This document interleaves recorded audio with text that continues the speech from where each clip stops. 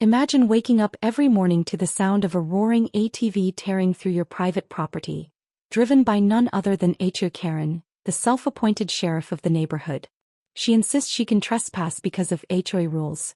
But here's the twist. I'm not even in the HOA. But when I finally decide to follow her and catch her in the act, she completely loses it, screaming trespassing at me. What happens next? Oh, just cops, lawsuits, an ATV disaster, and the most ridiculous Karen meltdown you've ever seen. Trust me, you won't believe how this one ends. So grab your popcorn because this is about to get wild. Hello, beautiful people. Before we dive in, a small click from you can help us reach 1,000 subscribers. Hit that subscribe button and be part of the journey. Let's go. The morning sun barely crests the horizon when the unmistakable roar of an ATV pierces the quiet. Every day without fail she comes barreling through, Karen, the self-appointed queen of the neighborhood, riding her neon-pink ATV as if she owns the world. The thing is, she doesn't own my land. But that doesn't seem to matter to her. The first time it happened I thought it was a mistake. Maybe she got lost or maybe she had a legitimate reason to be here. But as she zoomed across my yard, kicking up dust and leaving deep tire tracks in my grass, I quickly realized this was no accident.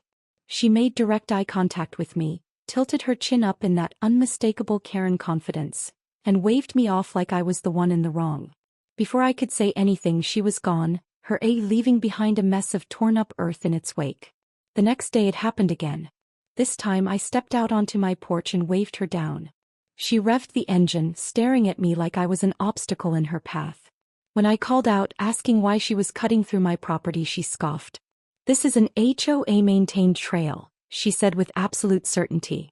"I have every right to be here." I blinked. "What? I'm not even in the HOA." She waved a dismissive hand. "That doesn't matter. All paths in this neighborhood fall under HOA jurisdiction." I stared at her, dumbfounded. That's not how property ownership works. Instead of arguing, she hit the gas and took off, the roar of her ATV drowning out anything else I could say. Over the next few weeks, her rides became a daily ritual. Morning, afternoon, sometimes even at night. No matter how many times I told her to stay off my property, she always had an excuse. "The HOA rules say I can," or "this land has always been open for community use," or my personal favorite, "You're just mad because you don't have an ATV." It was like arguing with a brick wall, except this one came with an engine and an overinflated sense of entitlement. Then came the day she got stuck.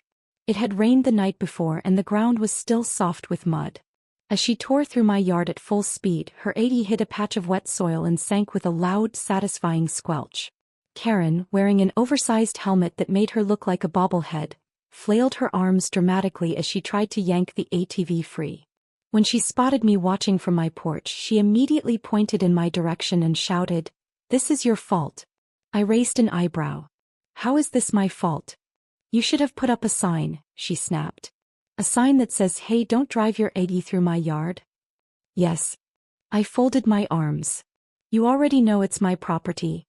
Her face turned red. She huffed, stomped her foot, and demanded that I help push her ATV out of the mud. When I refused, she pulled out her phone, muttering about how she was going to report me to the HOA. I laughed. "Go ahead. They don't control my land." She made a big show of pretending to dial, then stormed off on foot, leaving her ATV behind. For a moment, I debated calling a tow company just to watch her pay for her mistake, but I figured letting her deal with it herself was punishment enough. As expected, she returned hours later, this time dragging her husband along. He looked tired, worn down, the kind of man who had fought many battles and lost every single one. Without saying a word to me, he helped her pull the ATV free while she barked complaints about how people in this neighborhood have no respect. After that, I decided to go to the HOA myself. Maybe, just maybe, they could do something about her. The HOA office was located in a small building near the entrance of the neighborhood. Inside, a handful of board members sat around a table, flipping through papers and pretending to look busy. When I explained the situation, they exchanged uncomfortable glances. One of them, a guy named Chad, cleared his throat. "Yeah, we can't really do much about her." I frowned. "She's trespassing on my property." Another board member, a woman who looked like she regretted ever signing up for this job, sighed. "She does this to everyone. We've warned her before, but she doesn't listen." So that's it? I asked. You're just letting her do whatever she wants? Chad shrugged. His persistent. That was the understatement of the year. Outside the office, Chad caught up to me. Listen, he said in a low voice, if you really want to get her off your back, you gotta play her game. I narrowed my eyes. What do you mean? She doesn't back down unless she's forced to. She thinks HOA rules protect her, but they don't. If you push back hard enough, she'll break her own rules without realizing it. I wasn't sure what to make of that advice, but it stuck with me. That night, as I sat on my porch, listening to the distant sound of Karen's ATV revving in the distance, I realized something. If Karen wanted to play by HOA rules, then maybe it was time I did too. The next morning, the ATV roared to life once again, cutting across my property like clockwork. But this time I was ready. Instead of standing helplessly on my porch watching the destruction unfold, I decided to take a different approach. If HOA Karen believed she had the right to be on my land, then surely I had the right to follow her, right? After all, she was convinced that these so-called HOA-maintained paths were open to everyone. So I grabbed my phone, started recording, and walked straight into her world. As soon as she spotted me following her on foot, her reaction was priceless. Her helmeted head whipped around, eyes wide behind her oversized sunglasses. For a moment she seemed to panic, unsure of what to do. Then, as if flipping a switch, she twisted her expression into one of exaggerated horror and jammed on the brakes. The ATV skidded to a stop, barely avoiding toppling over. "You're trespassing," she shrieked.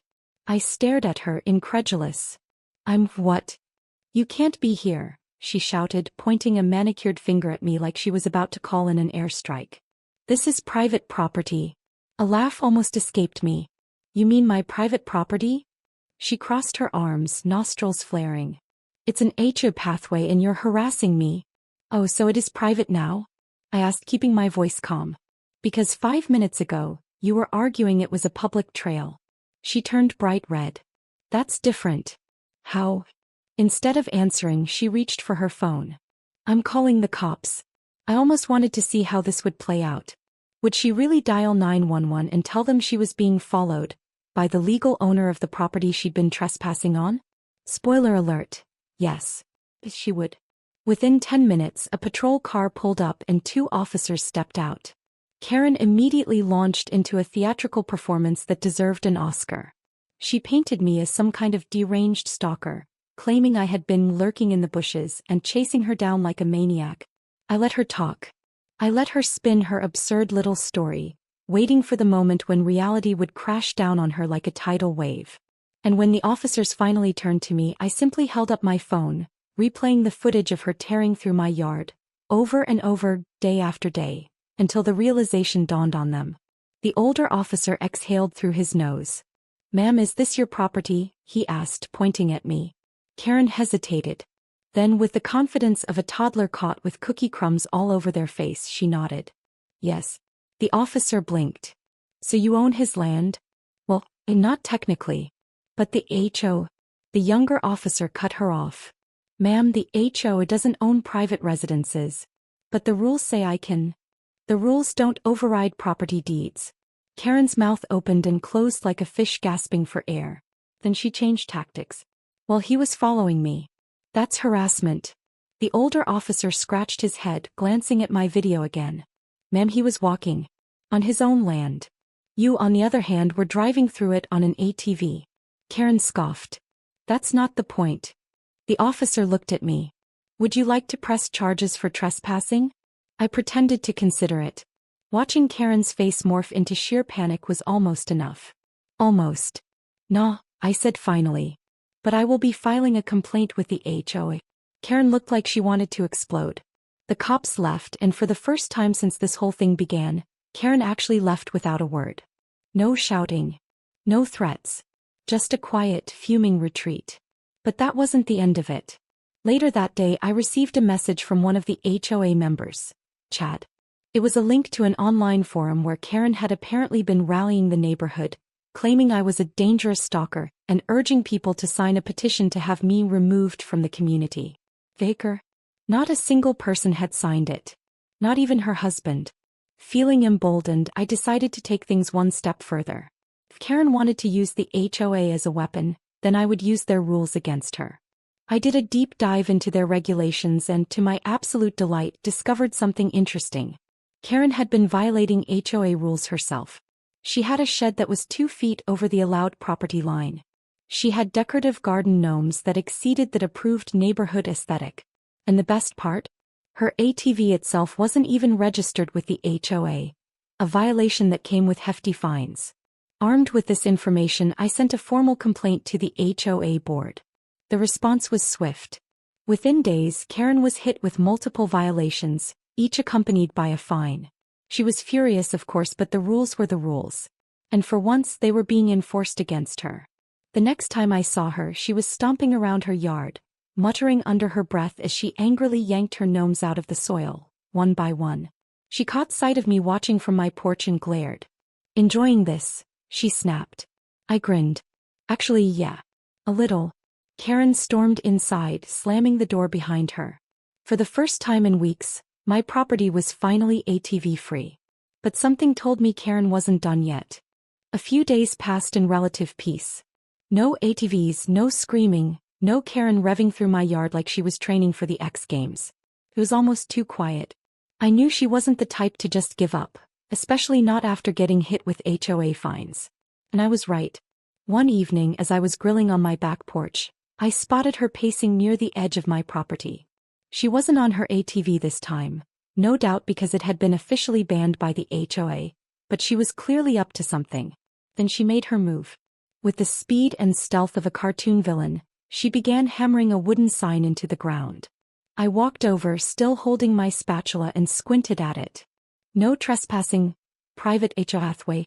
I burst out laughing. "Seriously? You think a homemade sign changes property laws?" She spun around, arms crossed. "It's official. The HOA said so." "No, they didn't," I said, pulling out my phone. "In fact, they just ruled that you were the one trespassing." "Want me to send you a copy of the letter?" Karen's face twitched. She snatched the sign from the ground and stomped off without another word. That should have been the end of it.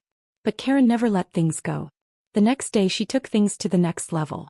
A group of HOA members gathered in the community park for their monthly meeting. I didn't usually attend these, but when Chad messaged me saying, "You might want to show up for this one," I knew something was about to go down. I arrived to find Karen standing in front of a small crowd, passionately waving a stack of papers. "This neighborhood has standards," she was saying. "And certain people are bringing down the value of our homes." I frowned. She wasn't just ranting, she was holding a petition. "As many of you know," she continued dramatically, "we've had an issue with trespassing and harassment. I've personally been stalked and targeted in my own neighborhood." I raised an eyebrow. "You mean on my property?" Karen ignored me. "Which is why I am officially submitting this petition to have problem homeowners removed from the community." I looked around. Nobody was clapping. In fact, most people looked either confused or deeply uncomfortable. Chad raised a hand. Karen, what exactly do you mean by removed?" She lifted her chin. "People who disrupt the peace should be forced to sell their homes." I blinked. "You want to evict me from my own house? The house I own? Because you got fined?" She turned bright red. "You were aggressive. I walked behind you. You followed me. On my property." Her mouth opened and closed, but she had no rebuttal. Chad snatched the petition from her hands and flipped through it. "Karen, there are literally 0 signatures on this." Her jaw clenched. "That's because people are scared." "Of what?" "A guy barbecuing on his own deck," someone else muttered. Karen looked around, realizing she had absolutely no support. Then, with as much dignity as she could muster, she snatched the papers back, mumbled something about corruption, and stormed off. The HOA members turned to me. One of them, an older woman named Linda, sighed. "We've been trying to deal with her for years." Chad nodded. "She's filed more complaints than every other homeowner combined." "And how many of them were valid?" I asked. Linda chuckled. "None. The board took an official vote right then and there. Karen was placed on HOA probation, meaning any further rule violations would result in even steeper fines that included any future unauthorized ATV joyrides. That should have been the final nail in the coffin. But Karen wasn't one to admit defeat. No, she had one more scheme up her sleeve. A few weeks passed and for the first time in ages things were quiet. No roaring ATV, no pointless screaming, no dramatic HOA meetings where Karen tried and failed to evict me from my own property. It was almost peaceful. Almost. Then one morning a city zoning official knocked on my door. "Are you aware that there's a zoning complaint filed against your property?" he asked, clipboard in hand. I blinked. "What?" He handed me a notice. "Someone reported that your property line extends onto HOA-maintained land." I barely stopped myself from laughing. "Let me guess, Karen?" The official sighed. "I can't disclose that information, but you're not the first person in this neighborhood to get a suspiciously similar complaint." I shook my head. "Well, this is my private land. I have the deed to prove it." "Then this should be a quick review," he said, already looking exhausted. Sure enough, after checking the records, the zoning official confirmed that my property was exactly where it was supposed to be. The complaint was completely bogus. But then plot twist. "Funny thing," the official said, flipping through his documents. "It actually looks like her property is in violation." I frowned. "Come again?" He tapped his clipboard. "Her fence and shed? They extend 2 feet into public land." I stared at him. "You're telling me that Karen, the same woman who has spent months screaming about HOA rules and property lines, has been breaking zoning laws herself this whole time?" "Looks like it." It took everything in me not to double over laughing. A few days later another city official arrived, this time to deliver Karen a notice. Apparently her little zoning violation meant she had 2 choices: pay to have her fence and shed moved legally onto her own property, or face a serious fine. Karen, being Karen, naturally refused to accept reality. Instead of fixing the problem, she tried to argue with the city about why the rules didn't apply to her. It went about as well as you'd expect. Within 2 weeks she was forced to pay thousands in fines. And the best part? Because she ignored the first notice, she also had to pay extra for non-compliance. Rumors spread quickly. The once feared HOA Karen was now the biggest rule breaker in the neighborhood. Her rage was nuclear.